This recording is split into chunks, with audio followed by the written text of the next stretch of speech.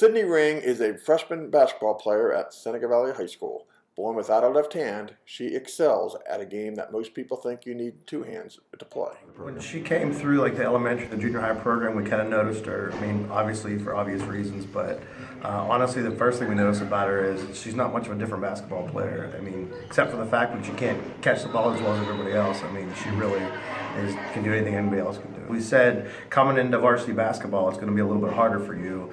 So we just talked about whenever the ball gets to you, just making sure you get. She calls it her little hand. Mm-hmm. So she said you get your little hand, your big hand on the ball, and she actually does a great job. There's plenty of times where she's getting pressured, and you would think that it's going to be tough for her to catch the basketball, but she gets it and gets in triple threat just like anybody else does. She started out with soccer, and obviously we thought that probably would be a better fit because of using your feet versus your hands, but ultimately she just started to go out and shoot the basketball and started to dribble and teach herself how to dribble on both sides. She's just self-taught. So. I just do like how everybody else does it, and it's easy to me.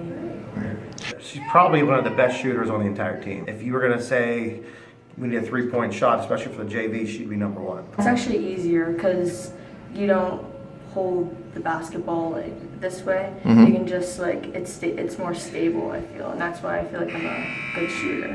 Whenever she's in games, you don't really hear anybody say, "Oh my God, she only has one hand." I think it's really that it's so natural for her, and she goes out there. It's not something that you really recognize.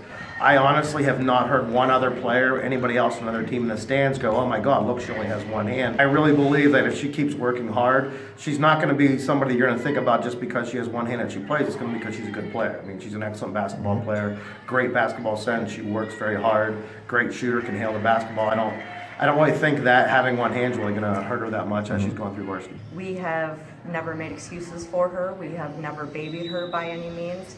And she has not only met our expectations, but far surpassed those goals as well. One of the things probably that would be most inspiring to her is younger people who may have a disability. I think looking at her and going, you know what, she isn't different than anybody else. She can go out there and do whatever they can do. I think that's the most inspiring thing.